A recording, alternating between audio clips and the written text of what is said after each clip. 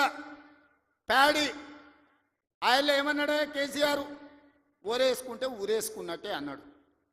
అన్నోడు అన్నట్టు ఉండాలి కదా. ఆయన మాత్రం ఫామ్ హౌస్లో 150 ఎకరాల్లో ఊరేసుకున్నాడు.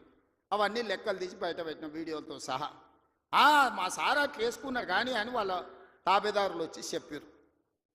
ఆ తర్వాత మన ప్రభుత్వం వచ్చినాక ఉత్తమ్ కుమార్ రెడ్డి గారితో వ్యవసాయ శాఖ మంత్రితో మాట్లాడి వరి పండించాల్సిందే, వరి కొనాల్సిందే, సన్న ఒట్లు వండిస్తే 500 బోనస్ ఇస్తామంటే ఇవాళ 66 లక్షల ఎకరాలల్లా 1,53,00,000 మెట్రిక్ టన్నుల వరి ధాన్యాన్ని ఇవాళ తెలంగాణ గడ్డ పండించింది. స్వతంత్రం వచ్చినప్పటి నుంచి ఉమ్మడి ఆంధ్రప్రదేశ్లో కూడా ఇంత వరి పంట రాలేదు.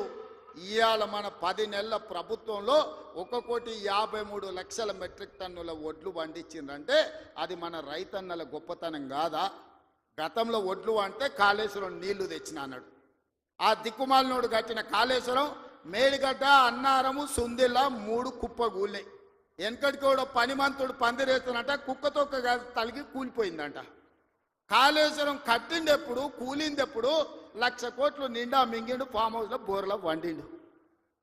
కాళేశ్వరం నుంచి సుక్క నీళ్లు లిఫ్ట్ చేయకుండా ఆనాడు కాంగ్రెస్ పార్టీ కట్టిన శ్రీరామ్ సాగర్ కావచ్చు, లేకపోతే శ్రీపద ఎల్లంపల్లి కావచ్చు, కల్వకుర్తి, భీమా, నెట్టంపాడు, కోయిల్ సాగర్, శ్రీశైలం, నాగార్జున సాగర్, హంద్రి, నీవా అక్కడ కడితే ఇక్కడ ఈ ప్రాంతంలో తెలంగాణ ప్రాజెక్టులు కడితే ఈరోజు ఖమ్మంలో కట్టిన ప్రాజెక్టులు, వరంగల్లో కట్టిన ప్రాజెక్టులు, నిజామాబాద్, కరీంనగర్లో కట్టిన కాంగ్రెస్ కట్టిన ప్రాజెక్టులతో ఈరోజు 1,53,00,000 మెట్రిక్ టన్నుల వడ్లు ఈరోజు తెలంగాణలో వండినాయి.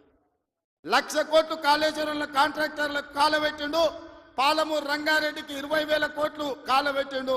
ఇంతవరకు సుక్క నీరు రాలేదు. కాళేశ్వరంలో 52,000 ఎకరాలకు ఇచ్చాడు. 1,00,000 కోట్లు కాంట్రాక్టులకు బిల్లు ఇస్తే 52,000 ఎకరాలకు నీళ్ళు వచ్చినాయి. ఈసారి అవి కూలిపోయి అది కూడా రాలే. ఇప్పటి వరకు చంద్రశేఖరరావు గారి 10 ఏళ్లలో 1,83,000